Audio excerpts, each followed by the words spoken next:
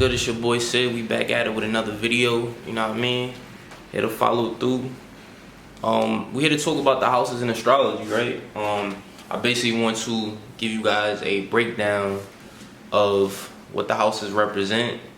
I did a previous video where I talked about deriving information from your house. It was titled "Derivative Houses Finding Other People in Your Chart," and I showed you guys who can be seen from which house. So you know, I'll probably leave a link to that video as well too. I may mention certain people that I showed you guys in that video that are represented by the houses as well too. You know what I mean? Yeah, we're gonna talk about what the houses represent. So let's start with your first house, right? So the first house we have right here. This house represents, we could say, your appearance.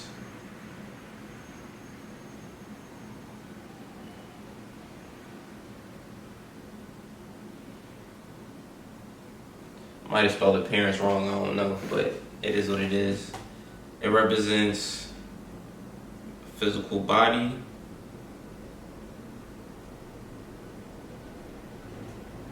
Right? It's also going to show your outlook.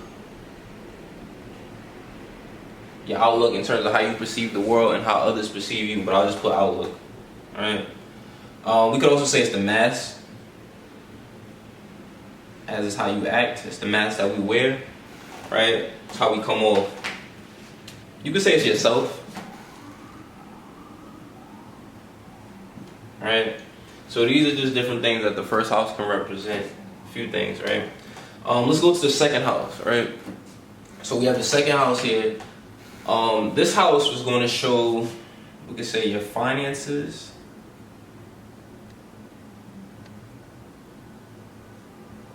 Right? We could say things that you value, right? And you know, a lot of the things that we value, or that we place a value on, can deal with, can show like our self-worth basically, and self-esteem. That's what our self-worth and self-esteem can be based upon. So this house can deal with self-esteem and worth basically. Self-esteem. And we could say self-worth. Alright? With finances, we could say money. You know what I mean? M-O-N-E-Y. Alright, so these are just some things. It can deal with your possessions as well too, by the way. I don't know if I can fit this here, but P-O-S-S-E-S-S. I'm gonna put a dot right there for possessions. I didn't spell the whole thing out. Alright, so let's go to the third house. Third house is gonna talk about your siblings in general. Alright, siblings. Alright.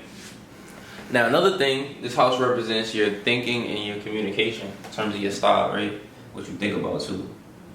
So thinking. Right, and we could put how you communicate. Right, so thinking and communication. This house represents your neighbors, siblings, relatives, aunts, uncles, cousins. So we're gonna put relatives. So under relatives, aunts, uncles, cousins, you know, can fall under this, right? And siblings. So I can't fit all that right here, but another thing is your neighbors. Third house is your neighbors.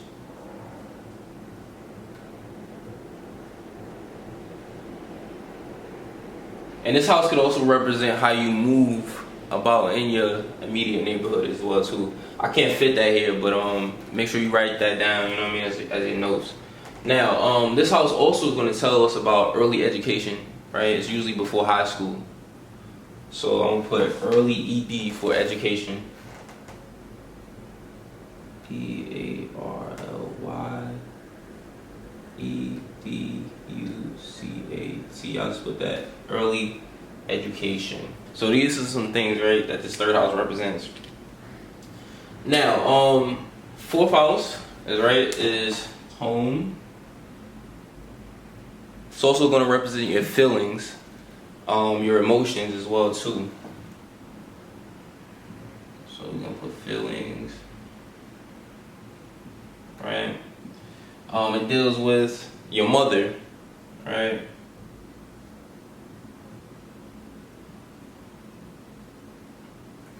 So the mother can be seen from the 4th house. It can also tell us what you do in your home, like in private in your home, basically. So we put home there, but you could say it's what you do in your home, basically. Planets there will flavor it as well too, in terms of the things that you can do. Let's see. This house can represent, since it's family as well, which I need to put down here. It can represent your ancestors, ancestry lineage, basically. So we'll put family down, just put ancestors. Ancestors. Right? 5th house. 5th house is what we do for fun and pleasure. So fun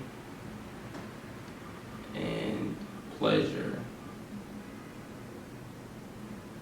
Right? Now, this house can also show creativity. You know what I mean? It's a creative house. So when we think of creativity, what falls along the lines of creativity is your children, basically. Children, hobbies, things of this nature. As hobbies can fall into fun and pleasure too, but we can say creativity.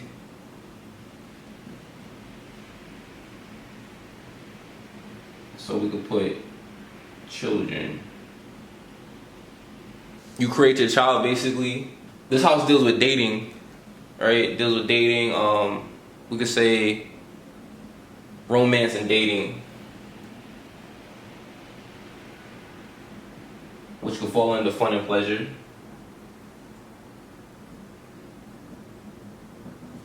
All right, romance and dating. We said hobbies. Alright, so these are some things that could be seen. Now another thing this 5th house can represent is a Leo house, so it could represent like the stage and entertainment, right? So I'll put the stage. Put down entertainment as well too. You know, I can't really fit that here, but that's one of the things it can represent. Let's go to the 6th house, right? 6th house is work. Right? It's work. It deals with co-workers, but we could also say it deals with your health and daily routines. Your daily routines contribute to your health.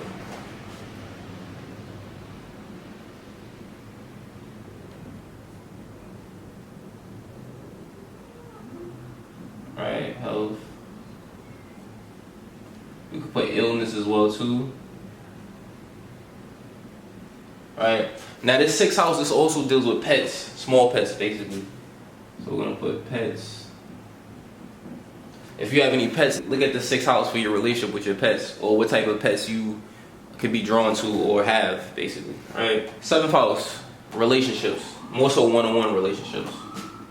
So we'll put relationships.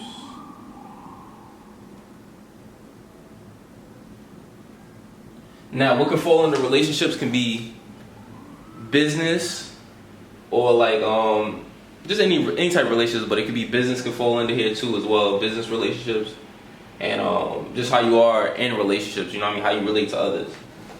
So in parentheses, I'll put business, but it doesn't have to be just business. This house represents your marriage, basically, your spouse. Alright. Now in derivative houses, in that video that I said I was going to link, I show you if you have multiple marriages or spouses, I show you which houses basically can be seen, or which spouses can be seen from each house, because they're not all going to fall into the 7th, basically, right? If you have multiple marriages. So look into that video to see more, you know what I mean? If you want to be specific. Same thing with children. I talk about the different houses that represent different children if you have more than one child, basically, right? Same thing with siblings as well too. In this 3rd house, it's other houses that could represent different siblings if you have different ones, or older siblings, right? Can be seen from the 11th. See this house right here. I'm trying to think, is there anything else? Open enemies. Open enemies can be seen from the 7th house, right? Hidden enemies is more so 12th, but we'll get there, right? But yeah, open enemies can be seen from here. Contracts, right? As this house deals with business, relationships, but when you get married, it's a contract that goes along with that, basically, right? Let's go to the 8th house, right? First thing I think of is sex and intimacy. Sex and intimacy. Alright, so this house could represent intimate partners, basically. And it doesn't have to be, this is a Scorpio house, but it doesn't have to be sexual intimate partners. It could be platonic as well too, just people that you know more on a deeper level, right? So that's sexual or platonic relationships that are just more intimate. Intimate doesn't always mean just sex, right? But it can play out as that. Whereas the 7th house can be just relationships in general, you know what I mean? Whether it be business or just people in general that you have relationships with, you know what I mean? This house can deal with shared resources or joint resources. I'll put shared resources. Now taxes can be seen from here, from the 8th, and debt. Right? Now this house also can deal with how you go through transformations, as it's a Scorpio house. So we could say transformation. So this will show how you deal with it. The sign there could tell how you deal with transformation, and also how you just how you are in a matter of like change and transformation. This house also represents death, right? So, and that could fall under transformation. You know, death can be figuratively or literally. You know what I mean? It can show up these as indications of how you may transition, basically. 9th house. 9th house is, we said it's your father. And derivative houses. I also have a video on my YouTube channel in terms of showing you how the mother is the 4th, the father is the 9th, and I give you examples and readings that I've done to show you how it resonates with the person, so that way you don't have to just take what I'm saying, because different astrologers will say the 4th house is the father, then some will say the 4th house is the mother, then some will say the 10th house is the father, and then some will say the 10th is the mother. So, like I said, I showed you in real time how it resonates with certain people. That way you don't have to just go off what I'm saying. So, 9th house is also your beliefs and spirituality.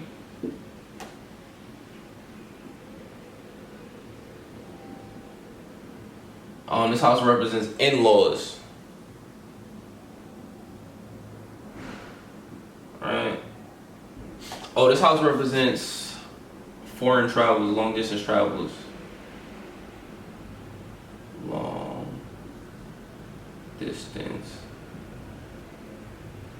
travel. Right?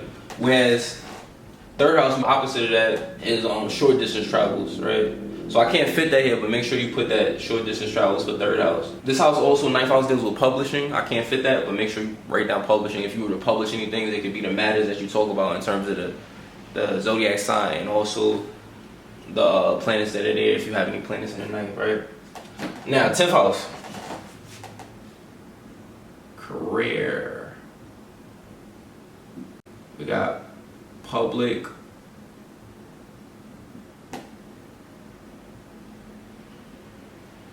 reputation or image. Right, public reputation. This house also talks about bosses and supervisors. It could be authority figures, so authorities, which could be bosses / supervisors. Now, in some cases, this can show up as authority figures, and they don't necessarily have to be bosses or supervisors, but they could be like just people who have authority over you in general. It could be elders as well too. as it's a Capricorn house. Capricorn is like an elder type of energy. Higher ups in your work, right? 11th house, friends. It's your friends. We could say community.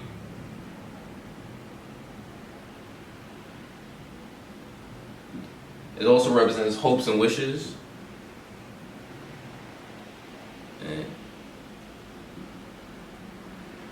all right, slash goals and aspirations. But I'll just put goals there. 11th house is also your eldest sibling. So if you have an older sibling, it represents your first eldest sibling. And the derivative houses video, I showed you, more in that, right? And any older siblings after that, which houses they're seen from. 12th house, subconscious mind.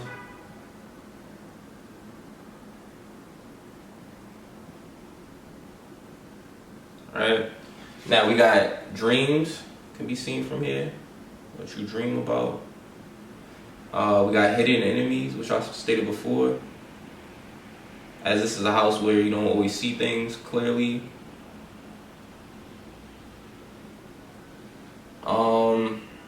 This house can talk about what we suppress. Whatever's in this 12th house is what we suppress by sign and planet. We suppress. This house can also deal with past lives. It can show past life energy. I can't fit that, but past lives. Also, what we do behind the scenes and in isolation. It also can represent isolated institutions, and this could be like prisons, psych wards, monasteries. Yeah, it could be like just isolation too. Retreat. This house deals with spirituality. Things of that nature. So that's pretty much it. That's the basics of what the house represents. There's more meanings, but you could build a foundation if you start to memorize these meanings as well too. This your boy Sid. I hope this video was enlightening, and I appreciate y'all. Stay tuned.